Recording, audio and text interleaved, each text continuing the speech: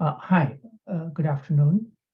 I'll be recording the talk on Kashmir, which was originally scheduled for the last day, but due to the fact that my PowerPoint was freezing, I decided to go ahead with this one first. So, the word of Kashmir is familiar to most of us, and before the current controversy, it was associated with Kashmiri goats and Kashmiri shawls, which were popular in the Victorian era and even going back perhaps further. Okay, and now this is the geographic region of Kashmir.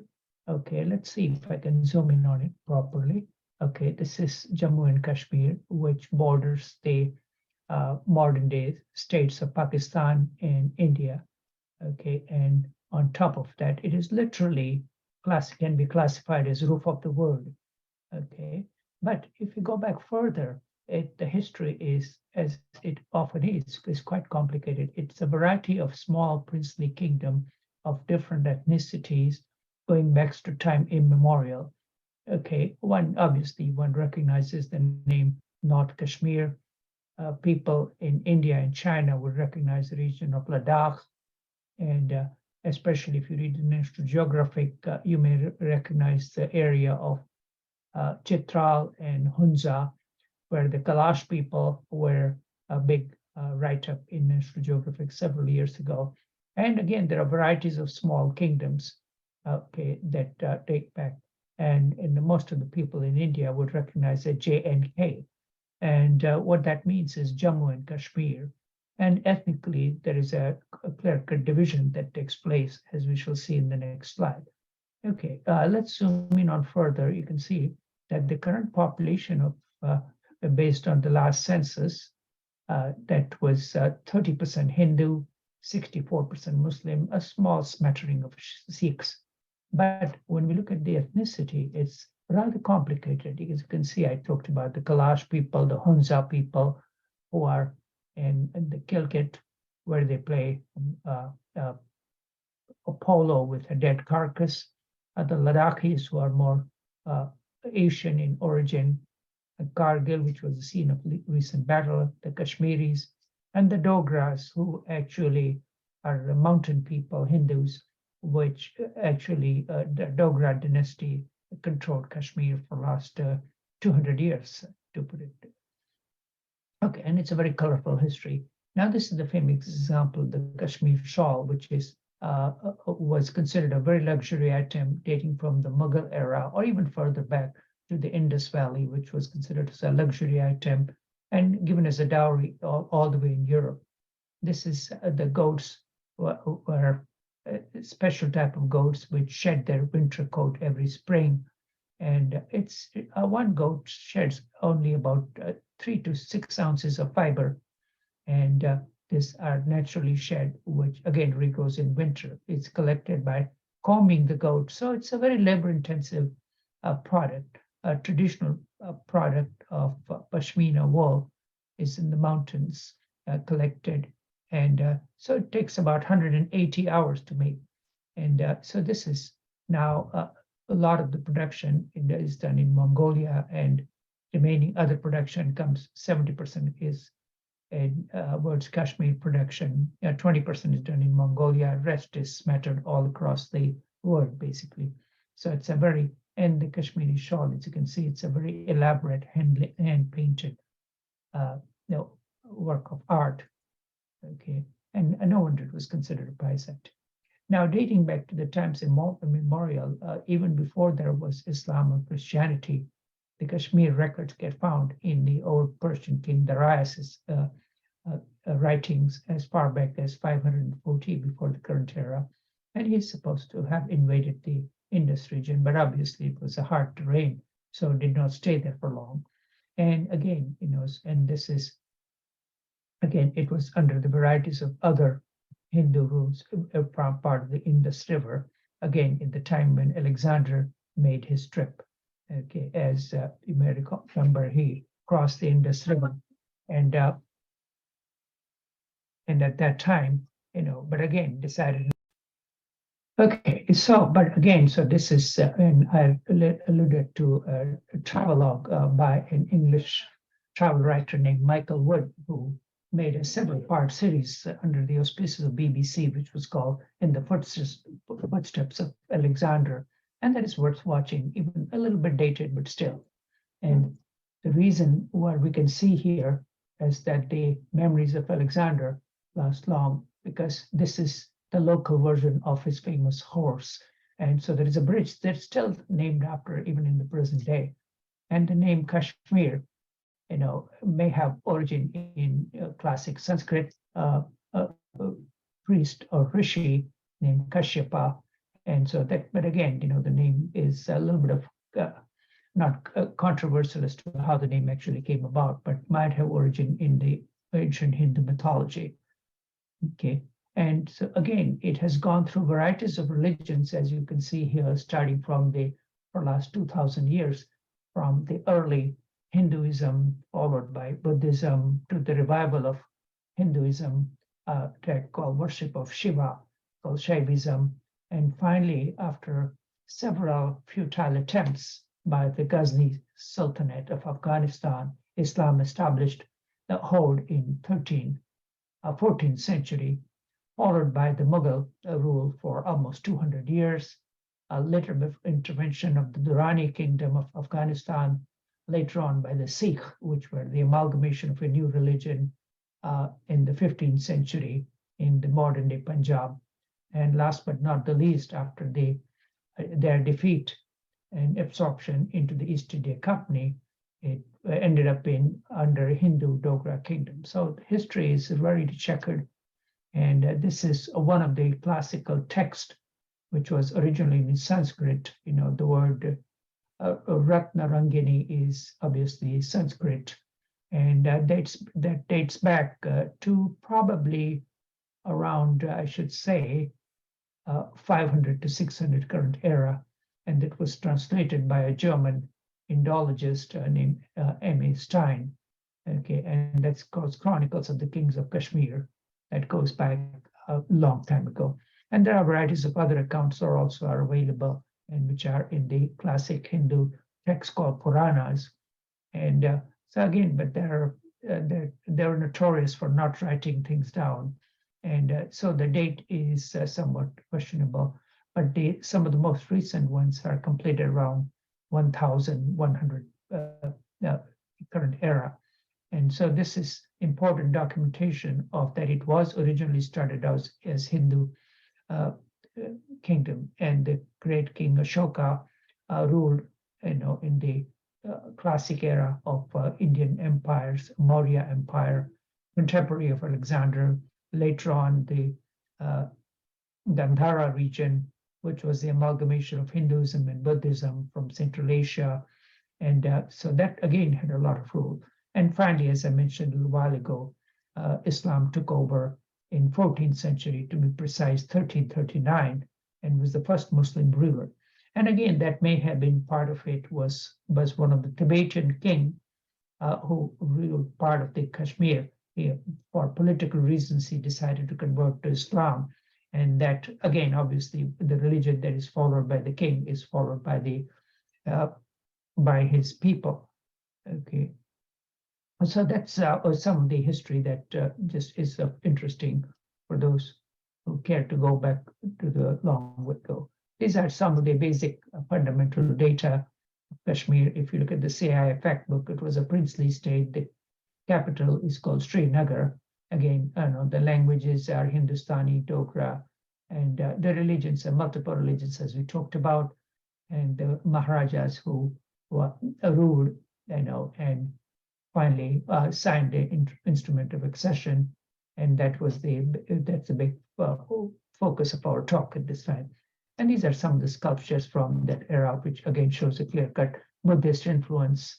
Okay, the standing Buddha in varieties of poses. Okay, and now again, before the Islam, these are some of the Shivais and Hindu influence, which combines the elements of Kashmir revival of Hinduism called Shiva worship, along with elements of Sufi mysticism okay, that continued for a while. Worship of the snake worship, the trident, which was the symbol of the Shiva. Okay, so that again, so it shows as to how it has changed hands. And some sultans were more tolerant, while the others were rather more fanatic.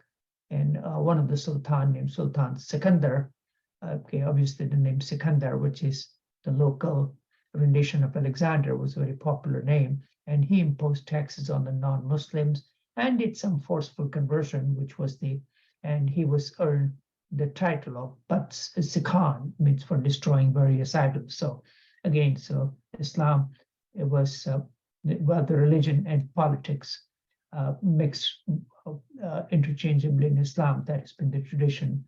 And again, these are some of the sun temples in Kashmir, which you can see that this is the elaborate Hindu carving styles, but obviously they were not averse to painting human figure, as opposed to Islam. And so these are some intricate carvings in the combined North Indian and Central Asian style with elements of Buddhism. Okay, it dates back to about 8th century current era, dedicated to the sun god, which is like worship as it is in quite a few earlier religions. And so that was the synonym for that was called Martand, and this was again destroyed by the Muslim king in the 14th century. Okay, so it combines various styles with some influence of Chinese superimposed. Okay, and again, when the Mughals entered, they were form of gardens, and they formed the famous place called Shalimar Garden in the Mughal era, which was obviously they were fond of the temperate climate, so they tried to recreate some of that scenario. And the climate is a lot more pleasant than the hot plains of Indo-Gangetic area. Okay, and again, this was again a very popular tourist resort in the British era, and so and along with the shawls, the Kashmir is famous for the houseboats of that time. Okay, and again, so and these have been the poetry of which it was well known in the Victorian era, and which Pico Iyer, who is a very erudite South Indian, British, American scholar, he writes in his journey during the peaceful era to Kashmir that the poetry in the colonial verses about the pale hands that I loved besides Shalimar. That's a well-known poetry from the Victorian era that a lot of the English are quite familiar with, I'm sure. Okay. All right, and again, now there are some other areas, where the name Chin or China comes into the picture. This is the area which is again on the bordering Xinjiang or Chinese era, and was called Aksai Chin, okay, which is an Urdu or name, by the way, and which could mean a white ravine or desert. And it was the summer yak route along the river and going to the modern day China into the Xinjiang desert at that area.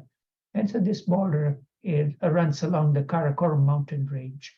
And this was formed from the natural boundary in the British borders were up to the Indus River watershed, while another river, which is called Tarim River watershed, it's in the Chinese control. And these areas are pretty dry, and even though they're in the mountain area, there is scarcity of water, and there are very few resources, so nobody really cared much for it. And this is an area which became strategically important for the Chinese because it connected their Xinjiang province and Tibet, which they invaded and took over in the early 50s. Okay, and they wanted to build a road, 1,200 kilometers, that is 750-mile road, connecting Xinjiang to Western Tibet. And the Rhine runs along the poorly defined border between British India and China through the what they call Aksai Chin area. And so that was easily accessible for the Chinese from that side, but it was more difficult to reach from the Indian side. Okay, so you can see that that is again a region with potential trouble. again, going over some of the things, because you can see how that borders the Tarim Desert, okay, and the varieties of rivers that flow through that area and through present-day Kashmir, which comes into their rule because a lot of them is ethnically Islam, and the Chinese are trying to pacify them right now. And you can see the Tibet borders right there, and the areas are all the three major countries that border it are claiming varieties of area. For example, this area is administered by India, and this is administered by Pakistan, by China. And so again, so you can just see that how three big countries border this. Now, one has to realize that China was, so China's star was ebbing in the 19th century, and they did not have the resources to really make much headway in Tibet, and the Tibetans were into their own. And by that time, the East India Company was almighty powerful, and a treaty was signed in a place called Chushul, and this was the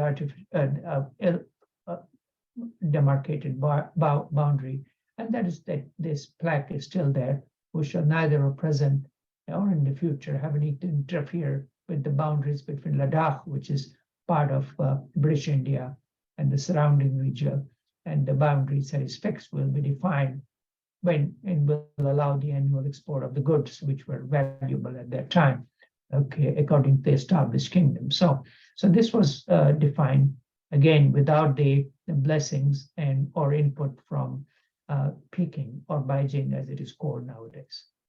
Okay, and again, so now that brings us to the present 19th century era and the modern princely kingdom of Kashmir is Hindu or Dogra dynasty, which are descendants of Rajputs. They started out from Jammu and gradually expanded to whole of the modern-day Kashmir region.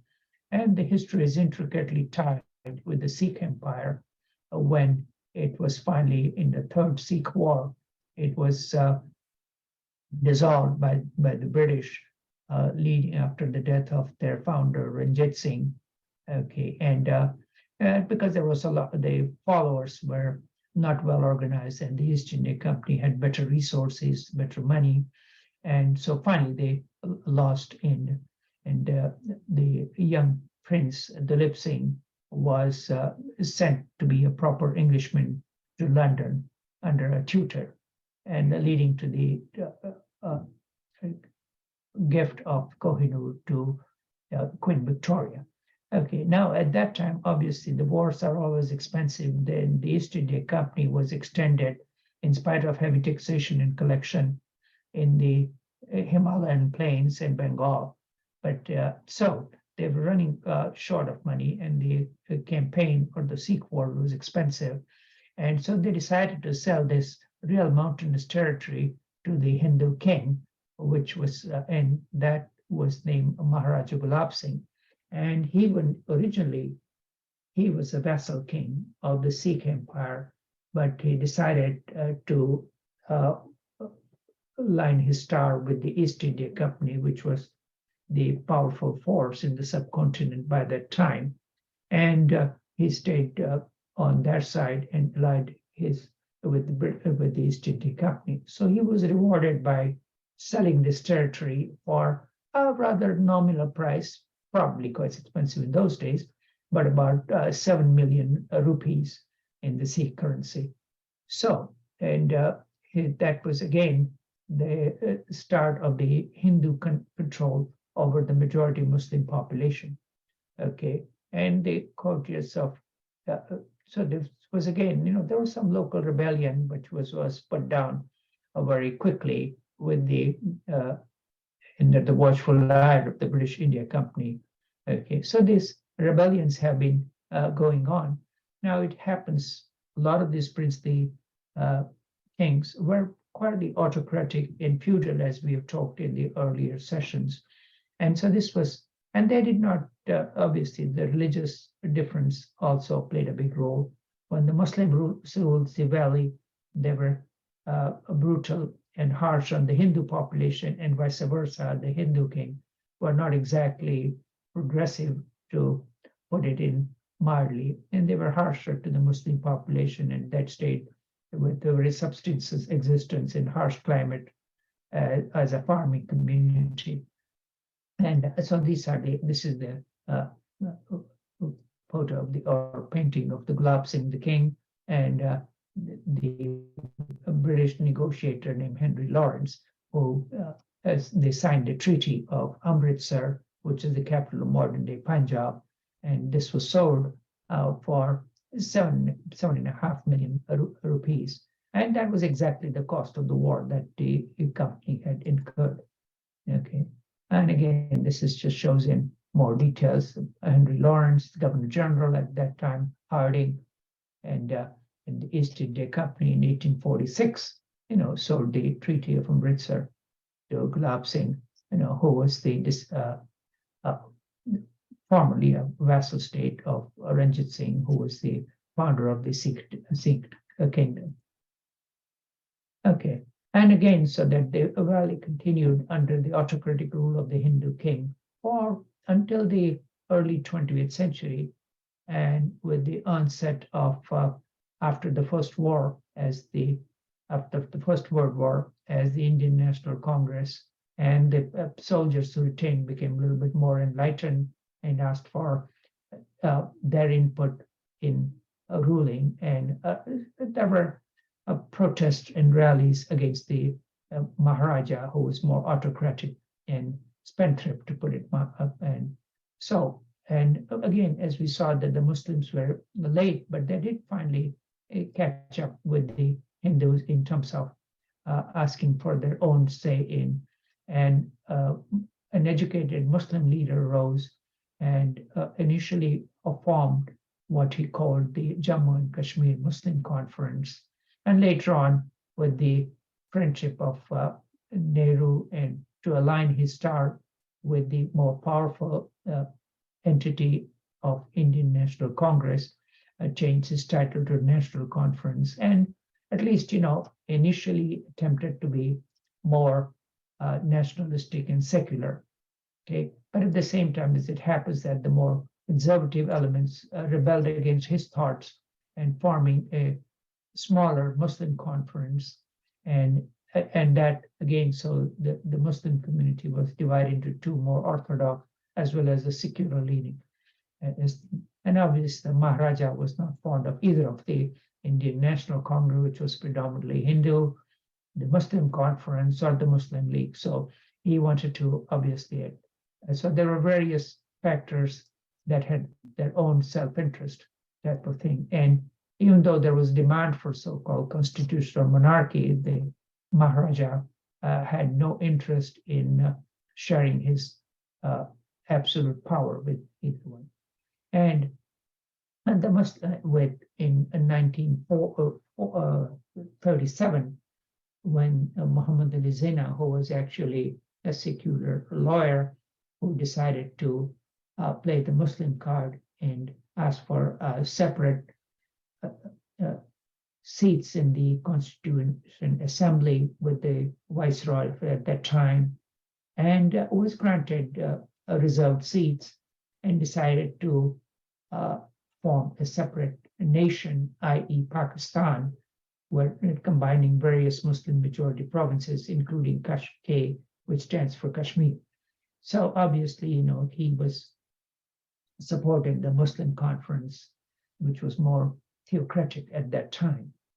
Okay, and so you can just see that the battle lines were being drawn between the more secular leaning Nehru and Sheikh Abdullah, and on the other side, more religious Muslim conference supported by the elements led by the Muslim League and Muhammad Ali Jinnah.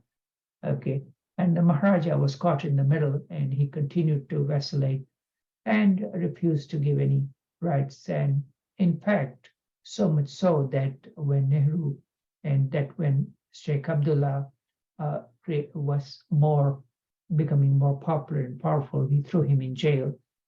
And Nehru, being friends and seeing eye to eye with Sheikh Abdullah, decided to march into Kashmir, and was prevented and was arrested for a short time. Okay, and was escorted out.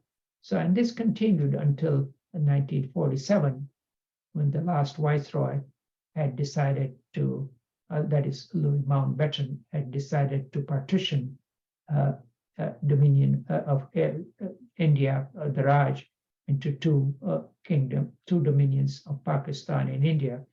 And the Maharaja was still, and obviously, and the princely states were told in no uncertain words to join their star to one or the other.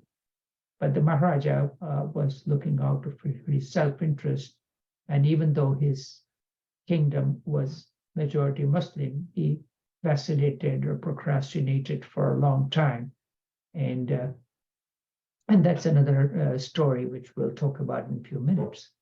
Okay, and again he resisted the pressure from the secular side of Gandhi, Nehru, the Lord Louis Mountbatten, and obviously from Muhammad Ali Jinnah.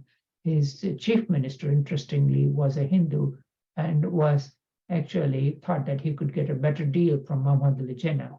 And so he was all ready to sign with Pakistan, but Maharaja got wise to him and he fired the chief minister again. So that did not go well with the local population, as we can understand. Now, what does the word standstill mean? I'll elaborate it in a few minutes. Okay, that on 15th of August was the big day when finally, after nearly 200 years of British rule, the British flag was, Union Jack was lowered. And let's hear this speech for a few minutes.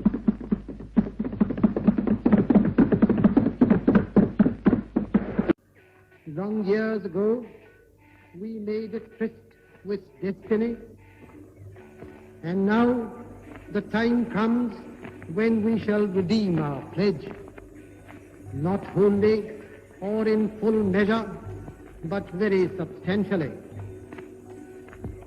At the stroke of the midnight hour, when the world sleeps, India will awake to life and freedom.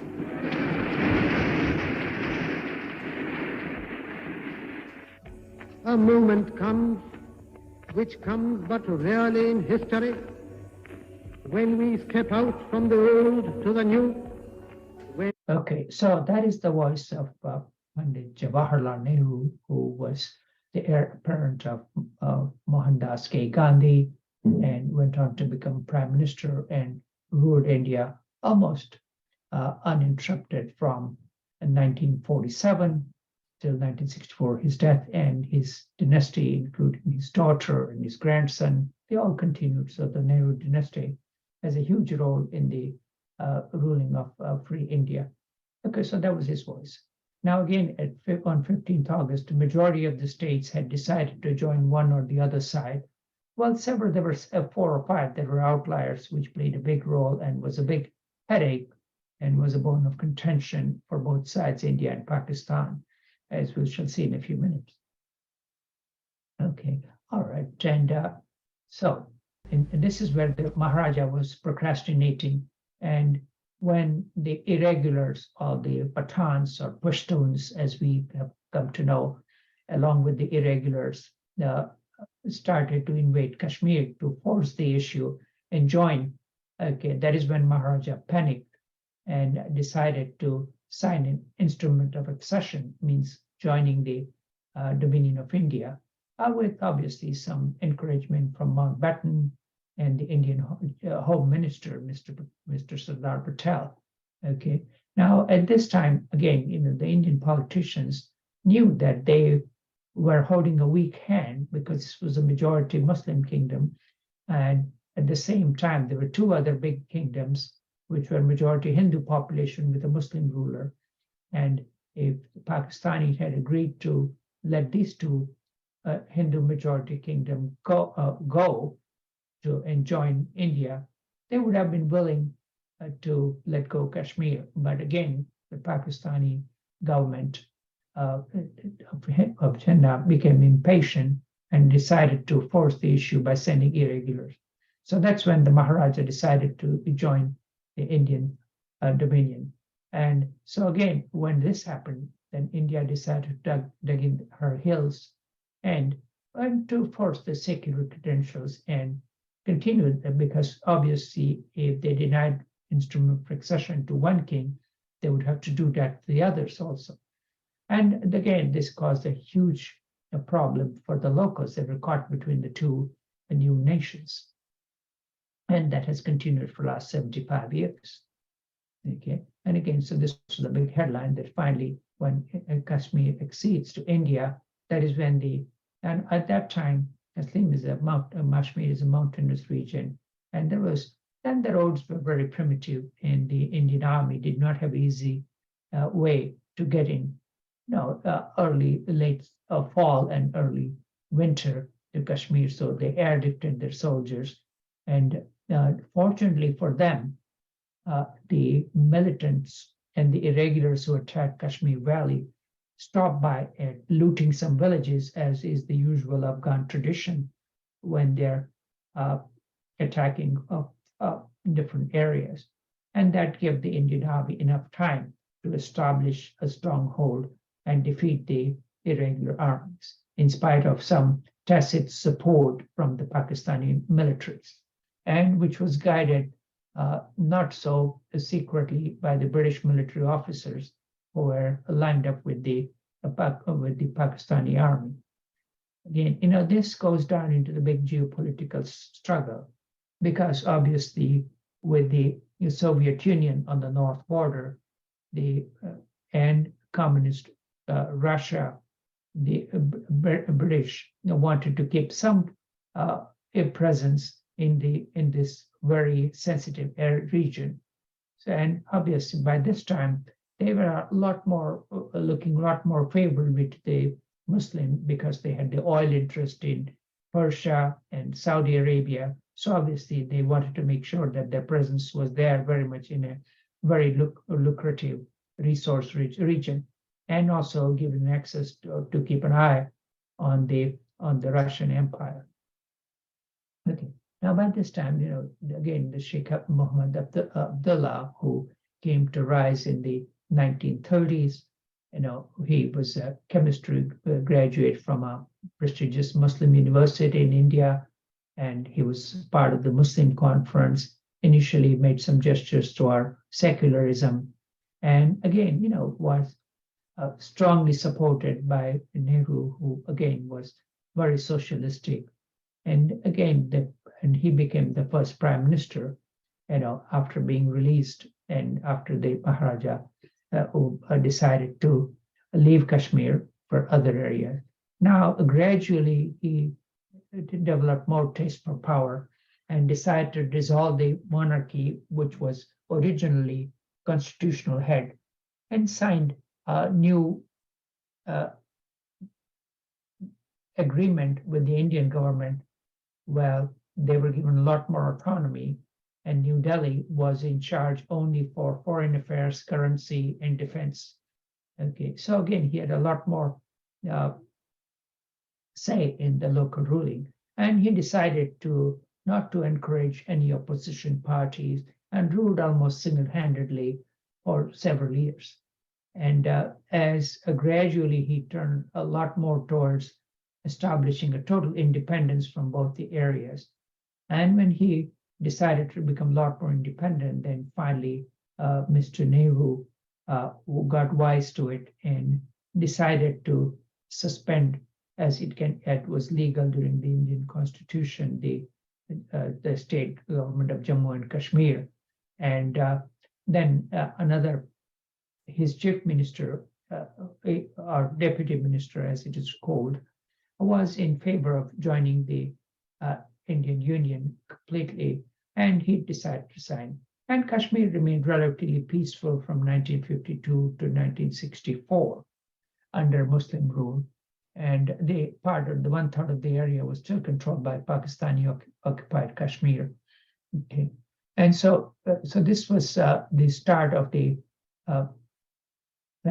difference that took place in the local desires of the more Muslim party leader, who became a lot more strongly leaning towards Muslim side and to independence. And so this and that controversy is still continuing. Okay, And this was, again, the water is equally important because the most major rivers that arise from the mountain and glaciers of Himalayas, are very vital to the agricultural areas of Pakistan and also to India to a lesser extent. And the more of the rivers go towards Pakistan, this is the great Indus River and the varieties of branches. That's why it's called the land of 5 rivers. Okay, and so this is, and so the region, the water becomes important in the, and this was the name that was given as military likes to do the Operation Gulmarg, which is the entry point into Kashmir. This was a Muslim uprising, and again, it started out, as you can see, from the Pakistani and the Northwest region by land and entered the Kashmir territory from different directions. And they stopped for various looting and pillages and decide. And then finally, a ceasefire was declared after a few months of skirmish. And the Maharaja was forced to leave, as we talked about a little earlier. Okay. And but in the early 50s, the Chinese were marching into Tibet, and with very little action from the Indian side at that time. As you can see, all the die was cast between the 3 states. And this was the Maharaja with his family. Again, they were a lot more westernized by this time. And he stepped down in favor of his son named Karan Singh, and who was aligned his star with Delhi and the Indian National Congress, and later on was appointed governor and ambassador, as it happened to a lot of princely states. Okay, and this is, again, let's go over the timeline. In sense that 1947, the Maharaja signs Treaty of Accession with India after tribal attacks, and the war broke out. And again, India, having, Nehru especially, having faith in the United Nations, which was formed, it raised the issue, and the resolution of the United Nations called for a referendum after withdrawal of both armies, which hasn't occurred so far. And the ceasefire came into, and the United Nations supported observers were left in place. And I think that some of them might still be there. So the resolution hasn't come to any sort of conclusion at that time. And as you can see, that this was, and as early as 1935, the British Empire had concerns about the Soviet and the communist insurgencies in China. And the Russians were helping the region of Xinjiang at this time, and the empire had concerns. And they had decided to lease a small part of Kashmir from Maharaja, which was called the Gilgit Agency, which I will show in a few seconds in this on the next slide, if I can.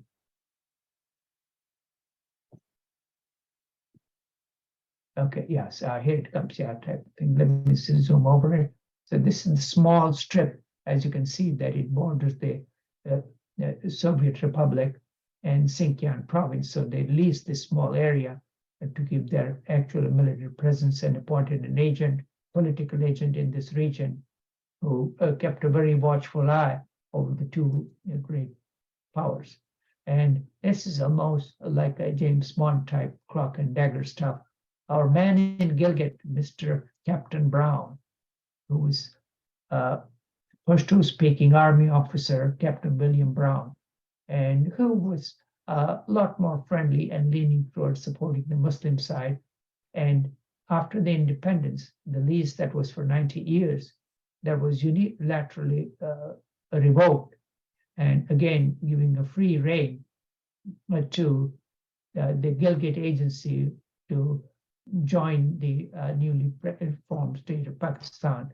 And you can see that how they were playing their own games at that time. And you can see Winston Churchill with varieties of military people who decided that they wanted to maintain some presence. So this is an underhanded tactics that was carried out by the man without approval from New Delhi or from London, for that matter. And again, and he declared that this area was going to align with Pakistan. And obviously the Pakistani were glad to have his assistance. And again, he was later on awarded by giving titles. So this was the first start of Kashmir fracture, that the varieties of provinces of Kashmir were aligning with on different sides. So the Gilgit Agency decided to end up with Pakistan, and that the area which was captured by the irregulars from Afghanistan and northwest frontier became the Pakistani occupied Kashmir. Okay. While the main region, which was Kashmir, which was two-thirds, and Ladakh, decided to join the Indian nation. Okay, and so as we talked about, Nehru took this in United Nations with plebiscite to follow. The ceasefire was declared, and this was considered. And even the United States got into the act by something called the Dixon Plan. And Mr. Dixon, who went and studied the issues carefully and decided that the Kashmir was 5 different regions. And he wisely said that the regions which were Hindu majority in Kashmir should align with India. Ladakh, which was more Buddhist, should have to be with India, and the other areas should be with Pakistan. But again, nobody paid attention to any wisdom that he had expressed, and the stalemate continued. And so Maharaja was by this time a nominal head, and again he was kicked out by Sheikh Abdullah, who declared himself the Sardar, or the full leader, which is a combined office of Prime Minister and President both rolled into one, so to speak. And his influence, again, stayed mostly in the Kashmiri-speaking area. So he wasn't quite sure if a plebiscite was held, whether he would win all the areas. So he waxed and waned over the issue. And so that was never carried out even until the present day. And now it's almost too late for them. Okay. And so again, this is a nice way of timeline. The Hari Singh appealed to government of India, it's kind of instrument of accession. And the 3 regions that were left to New Delhi were defense, external affairs, communications, and currency. Okay. And Mountbatten had his, very reasonable proposal, which would say that it is our government's wish that when law and orders have been restored and the soil has been cleared of the invader, the state succession should be settled by referendum. But again, the area has never been cleared of military presence from either side, so that the plebiscite is still awaited and may never happen for all that may. And after what the later government of Pakistan, of India, then Kashmir decided, that will never come, that India would never agree to that, and neither will Pakistan. And again, by this time, as it had happened in various princely states, the big landed gentry estates were abolished, and the local people were given ownership of the land that they were tilling for a number of years and were paying rent, so to speak. So this was distributed. So some good things did come out of it from the socialistic trend that took place all over the regions. And again, as you can see, that as it happened in many areas, that the owners were a lot of Hindus, the farmers were a lot of Muslim. So again, so this was one way to level the field, so to speak. And Sheikh Abdullah finally decided that Kashmir's accession to India was a mistake, and he did not trust the Indian rulers. So we have different ways now. So this authoritarian style was created a lot of panic in New Delhi, and so varieties of his cabinet again were decided to throw the star with New Delhi, and so Sheikh Abdullah was put in jail, and his associates were given powers at that time. Okay, and again, by this time, the agreement that was signed, that varieties of articles, and they were given a separate constitution assembly, which was which would rule almost on their own. Now, the small minority of Hindus who were there, they had their own agenda to sing, and they decided to, because they did not have any say in the Constitution Assembly, and they were outvoted. So the Hindu leaders of the BJP party decided to stage a hunger strike in Kashmir, and again, obviously, because they were not the correct religion, they were thrown in jail. And the leader of the Hindu right-leaning party named Mr. Mukherjee, he was thrown in jail. He opposed these articles, and he died in a Kashmir prison. Again, so that just shows that that the Muslim majority was not willing to follow the security credentials as they were hoped for earlier.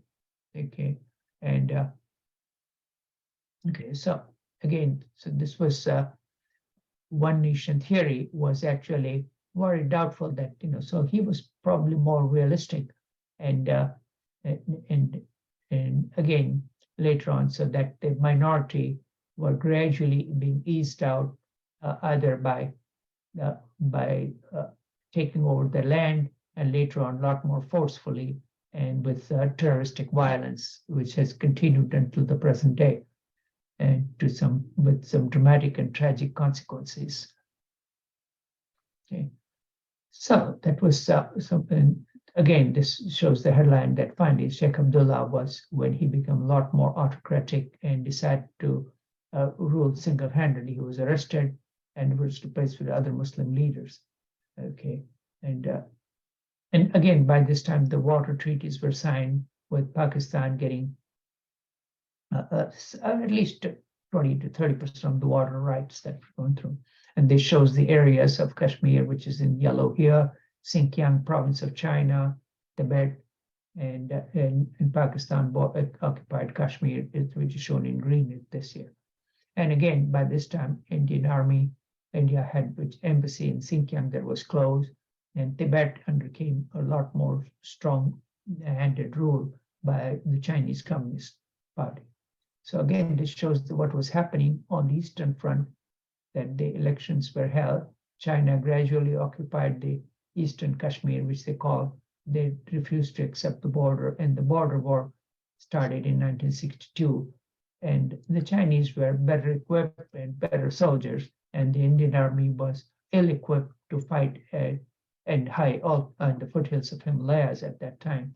And they they had to retreat substantially. By this time, Pakistan had decided to make peace with China, and in fact acceded a small region, which was contentious land to begin with, to China, giving them, putting them on the correct side of the Chinese hegemony. Okay. Now, Nehru being either a true or suspected leader of the third world or non-aligned world, believed in 1954 that the India and China, were being two large poor countries, could make peace and have shared common values, and signed a sort of 5-point deal of mutual non-aggression, non-interference with the Chinese Prime Minister Zhou Enlai, of cooperation and peaceful existence, and with the sinking star of Zhou Enlai. Obviously, Mao had some different ideas, and the ideas of the so-called Bandung Conference that was held in Indonesia, with Indonesia, Egypt, and China and India, that idea lasted for a short while. And by that time, the United States and obviously Western Europe had the policy of strong anti-communist views as to, one can clearly describe it as either you're with us or against us. So the non-aligned movement was not considered favorably by the West. And the Indian minister, which was a very argumentative and a clever, well-educated representative of the United Nations, named Mr. Menon, he was considered an evil genius by Eisenhower, because he was kind of a thorn in the side of the West, so to speak. He was communist at heart and a very erudite argumentator in United Nations. Okay, and so India did not toe either of the lines, and which did not go well with Britain and United States. And so this again outlines the Indo-Chinese War in some areas. As you can see, the Aksai-Chin area, which borders the Ladakh Buddhist region, and on the fighting also is spent on the eastern side, which borders Burma and Tibet. And you can see that the part which is controlled by the area. And remember in the earlier talks, I talked about the so-called McMahon Line, which was again the ill-defined border between Tibet and British India. And the Chinese again questioned that line. And the Chinese claimed this whole region, which was mountainous, was theirs, so to speak, bordering Burma, while the present-day area is under Indian control. So, and by this time, Nehru had given asylum to Dalai Lama, who escaped in the middle of the night from Tibet on horseback into India and had established presence in Dharamsala. It was forced to be non-political, but again, he was being a religious leader. That was a big bone of contention between China and India that has still continued, and the Dalai Lama is still very much there, and his presence in India is resented by China. Okay, and this is the region that was given to China by Pakistan. It's a small region that was gifted so that they could make a small corridor, that thing. And the negotiations were carried out between the Prime Minister Bhutto and Chairman Mao at that time. And obviously, they got some financial help as well. And again, there's varieties of time, the Pakistani army continued to make wars on Kashmir. And as it happens, because they had gone through a lot of military dictatorship, and the first democratically established governor were thrown over by military dictatorship of General Ayub Khan, who ruled in the 60s. And again, varieties of operations were carried out and came to a stalemate, and an agreement was signed in Tashkent by this time Nehru had died, and the diminutive Prime Minister, Mr. Shastri, signed with the fallen imposing figure of General Ayub Khan under the eyes of Kosygin, who was the Russian premier at that time. Okay, so this war had continued, type of thing, turning the clock back to 1949. Okay, so even though, and by this time, as you can see, that the Arab oil embargo had taken place, and the ideas coming from that area had spread into the valley as well. As you can see, that a lot of my talks do have a reference to Monty Python, and there was a very well-known sketch. Take this bus or plane rather, to Luton, and while actually it was going to Luton. Okay, so and the ideas were carried out in the Indian subcontinent as well, that an Indian Airlines plane was hijacked from Srinagar to Jammu by the National Liberation Front, which was a more radical element of Islamic insurgency at that time. And so they borrowed the idea from Eritrean attack on Ethiopian plane, and which led to so the ideas which were in Africa and Middle East, were easily copied. Okay, and again by this time, Pakistanis had their own issues with their eastern unit, which is East Pakistan, and they decided to hold democratic elections. Unfortunately, to their chagrin, the majority party, which was more Bengali leading Muslims, led by Sheikh Mujibur Rahman, got such an overwhelming majority that they would have controlled both East and West Pakistan.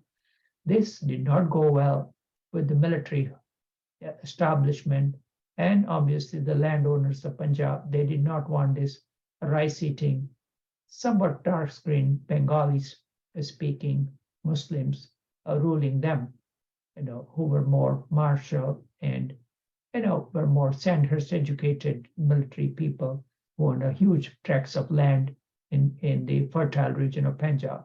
So they decided to nullify the election result and decided to send the army, killing their own people by hundreds and thousands. And so the carnage in East Pakistan continued.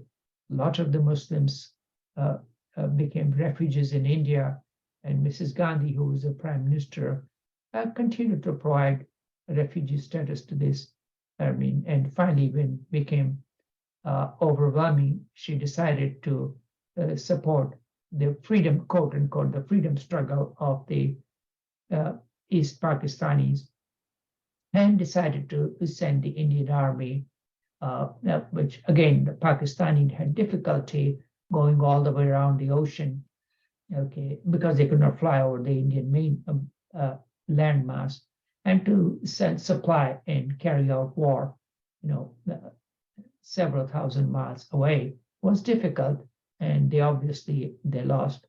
Now, at this time, it is interesting that even though a lot of human tragedy was occurring in Dhaka and East Pakistan, and the U.S. attaché in Dhaka named Mr. Blood sent a telegram to the Nixon administration and Secretary of State Henry Kissinger of this human tragedy, but they just decided to turn a blind eye, primarily because they had bigger games to play.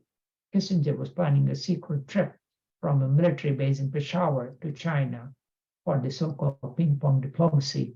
So they decided to ignore this thing. And these are some of the actors who were involved. This was the Muslim majority leader of Bangladesh, Sheikh Mujibur Rahman, who was later on killed by some of the members of his party. Below him is General Raya Khan, who was who loved his drink and was a womanizer and was put to be a poor military leader in the presence of a war. Subsequently, his prime minister, Mr. Bhutto, who was actually a Hindu Muslim who migrated to Pakistan in 1947, followed by Indira Gandhi, who was the prime minister, Richard Nixon, Henry Kissinger, and the prime minister of Sri Lanka, okay, and Henry Kissinger. So these were some of the leaders at that time.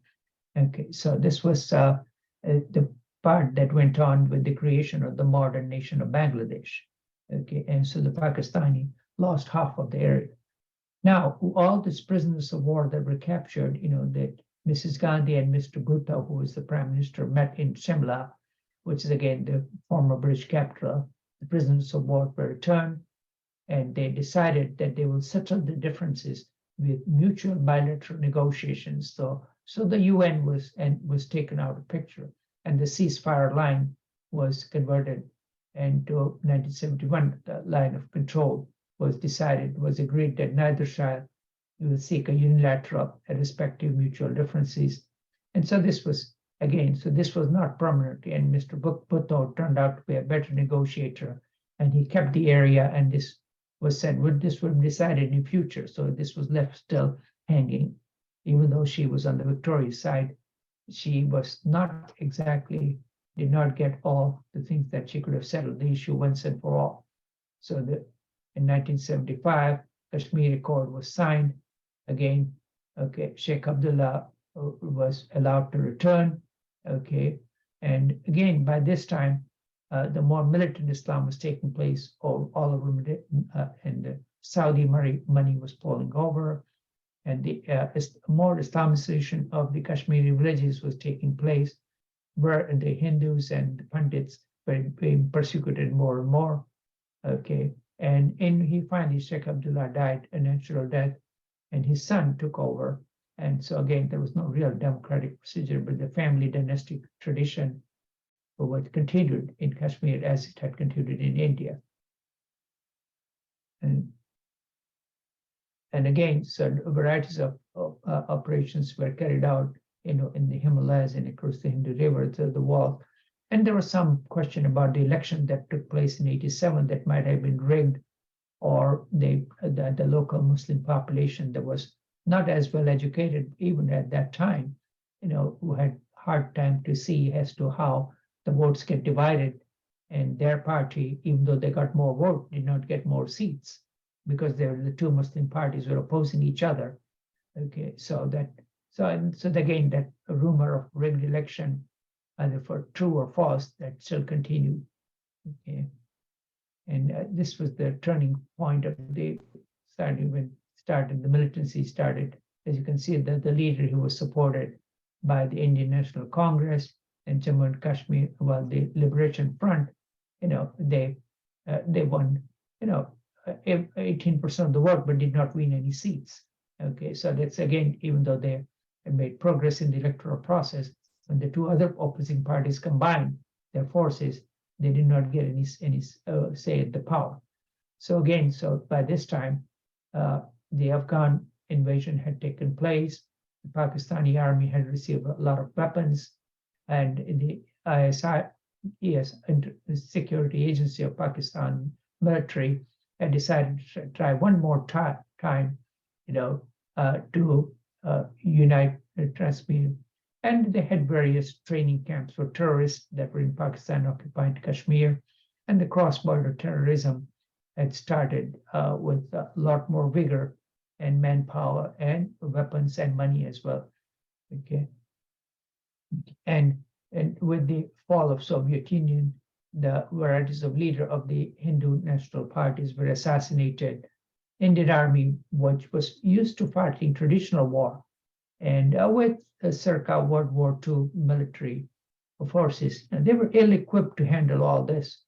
But counterterrorism was a relatively new phenomenon for a lot of armies, and the military insurgency and the political assassination, which took place not just in India but also across the border in Pakistan, that a popular leader, Benazir Bhutto, by this time the military had dismissed her father, Zulfikar Ali Bhutto, and he was, tried, on trumped-up charges and was hanged. So his daughter, who was a student in London, was brave enough to fight the elections again when they knew, and again she was assassinated as well. So again, the military was all powerful in Pakistan, and to suppress the local listing, they decided all of a sudden to bring up the Kashmir issue again to raise the local population. So this is, again, Benazir Bhutto was assassinated, and again, so in the same side, there were some assassinated in the Sri Lankan civil war. Indira Gandhi's son Rajiv Gandhi was assassinated as well, and by this time, India was, the socialist experiment had relatively failed, and India was, the Green Revolution had not succeeded yet, and they were short of foreign exchange, and a lot of communal violence that was going on at that time. And the United States obviously favored, Pakistanis because of their military presence and the bases that they were provided.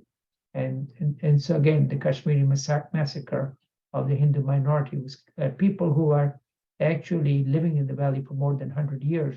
The Hindu professors and the local TV stations were assassinated and were forced to exile, never to return. The same thing that happened to a lesser extent to Palestinians, after the 6-Day War. Again, the process was repeated, that and that they were in exile from, which was originally for 20 years, has continued for 20 plus years. Okay, and again, the religious radicalization of the valley continued with a strong Sunni presence. The laid-back Sufi tradition was disappearing slowly, and again, so the sword of the army and the various Mujahideen type strong Islam what continued, and by this time, some of the leaders were actually declared to be terrorists by the West, and including the United States, and the terrorist numbers were, although they were relatively small, 500 to 1,000, but they were a force to be reckoned with because they had no regard for Muslims or Hindu local population, and any peaceful resolution was they were opposed, and the suicide bombers training continued, and the various organizations which are very radical and terrorist, named some of the names may still be familiar with you, called Lashkar-e-Toiba, which is still a very powerful force in modern-day Pakistan as well. Okay, all right, so let's see what we have here, and the varieties of resolutions which were passed by the government, which were continued in Pakistani by the army, and the militancy continued, and the local people were caught in the middle, and a lot of the mothers whose children were lost by the strong-handed tactics of the Indian Army as well as the local military. And so the people who were caught were the locals. And again, when the Pakistani government became more democratic, the Indian side did make gestures. For example, in 1999, the Indian Prime Minister did a peace tour by taking a bus with various Indian leaders to Pakistan to decide to come sort of a resolution. Then the Pakistani Prime Minister Nawaz Sharif. Okay, and so 1999 he was accompanied by various people, and again, but quickly the government changed, and Nawaz Sharif was overthrown by Musharraf, and he decided again to start the military ventures in the high areas of Kargil, and this is General Musharraf, who was well supported by the U.S. money and weapons, and so again, Nawab Sharif was thrown over, Musharraf took over, and the Kargil war up in the mountains started at that time, and the march continued at a high altitude. Okay, and the Indian side was caught somewhat unprepared, and they quickly rushed to, confront the Pakistani insurgency. Okay, and again, with the pressure from Bill Clinton, ceasefire was signed. Okay, and between Musharraf and Prime Minister Bajpai. Okay, and again, this war could have easily gone nuclear because by this time both sides had nuclear capabilities, but with some pressure from the West and the Indian business community, the status quo was resumed. Now, this again brings us 3 more years later. The terrorism strikes in the heart of Indian government, central government. Terrorist attack was carried out in New Delhi Parliament in December, just shortly after 9/11. Again, this may not have made the Western news so much, but again shook the Indian establishment dramatically. 5 gunmen drove by car and with a fake sticker brass into Parliament area. What's inside? They opened fire with AK-47s, and the Indian security forces had, as you can see, they were handmade pistols, and they were fighting a somewhat outgunned. But luckily, they were able to stop the attack. The attack did kill 14 innocent people, including police, security forces, various journalists, and the terrorists themselves were put down. Fortunately for the Indian Parliament, the Parliament had adjourned a little while ago before the attack, and so that was the more massive massacre was prevented. So they got lucky, to put it mildly. Okay, and so this was, just overgoes the timeline that the war continued in in 1999, and again, the varieties of terrorism attacks were continued, in which from the Kashmir side, and they quickly managed to disappear into the Pakistani established Kashmir. Okay, and the Lashkar-e-Toiba, which is again a very strong militant organization, and it had various terrorist attacks that continued, and following the hijacking of the planes. And even the foreign tourists were not exempt. In 1995, several of them were kidnapped, and some of them managed to escape, but some of them have still not been released. And finally, the more hijacking was carried out of an Indian airline flight from Kathmandu to New Delhi was hijacked, landed up in Kandahar. And again, the Indian government negotiated for release of the hostages at that time, and some of these terrorists were released, and they were still very much a strong presence in Pakistani area. And they're still, they were tried for a little while, but they were released very quickly, and they're still living comfortably in the Pakistani area. And again, all right.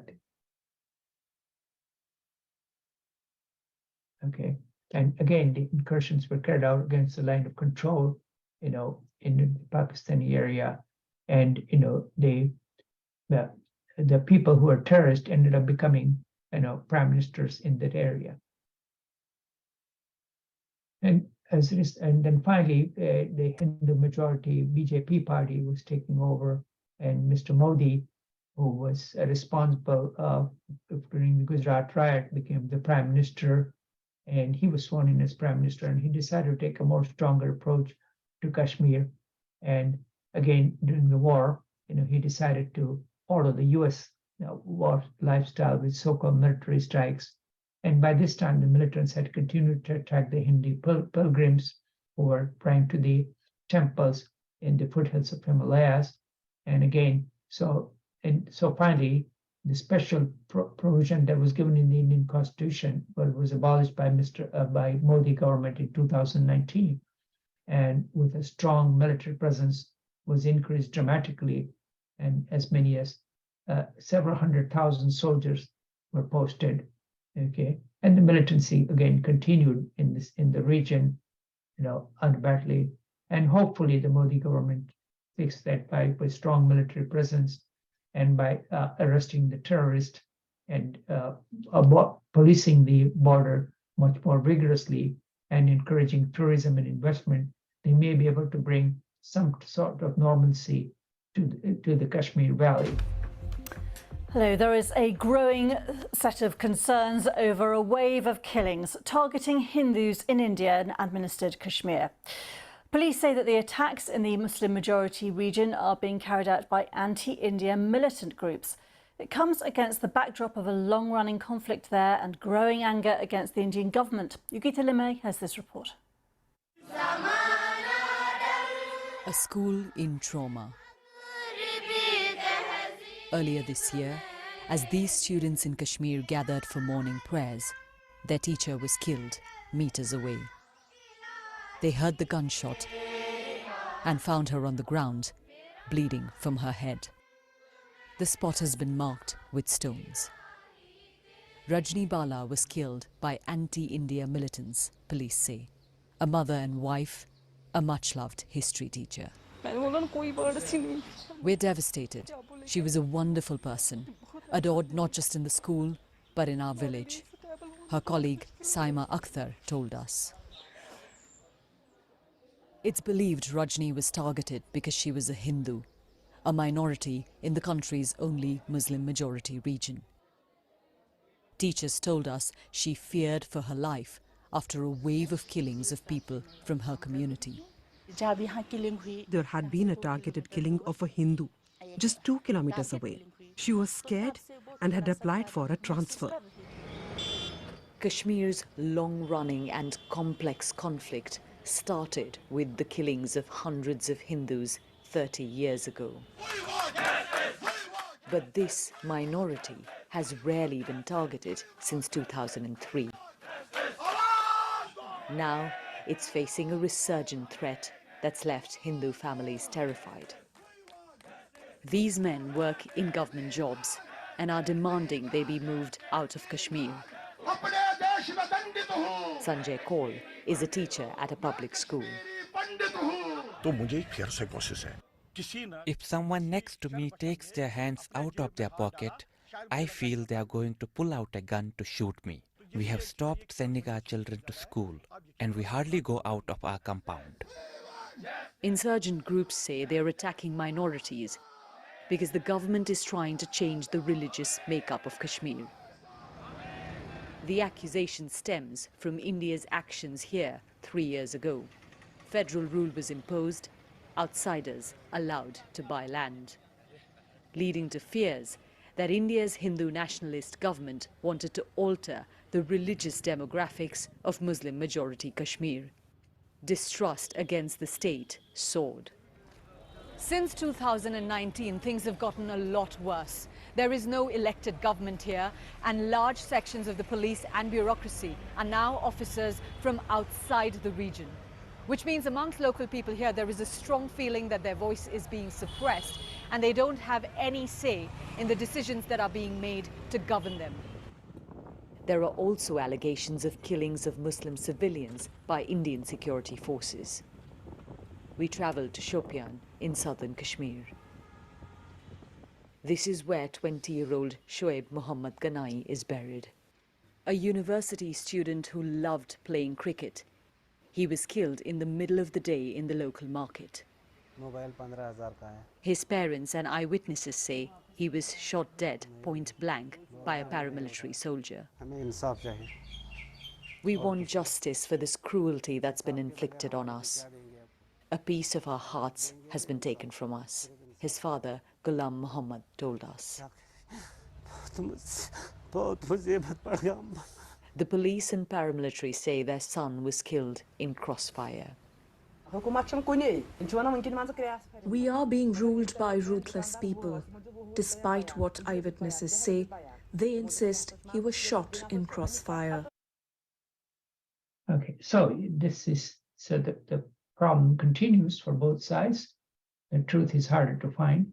And obviously, there are some other articles that I've read by a more balanced reporter in the Sunday Guardian, which shows that, the families and the rulers who read, they are happy to get money from both sides, from Pakistan as well as India, without little regard for the local population, which is caught between the two strongly armed, strongly built forces. So how it will pan out, time will tell. Okay, and the mirage of peace and prosperity. So again, these are two federal units. And again, it may end up being divided and the separatists. So again, so whether the Indian military will succeed in pacifying the region or whether they will actually decide for some type of political settlement like it happened in Northern Ireland. So at the present time, there are close to 500,000 soldiers overseeing a population of 7 million with strong surveillance and almost a military rule that is being imposed. And the idea of outside investment, tourism, etc., that how that will pan out, that only the time will tell. So this brings us up to date for last 2,000 years of history, and hopefully we get a better perspective, and one can only hope that it does not end up becoming a nuclear holocaust in this region. So I will stop here and stop my recording and try to post it, later on and send out a link.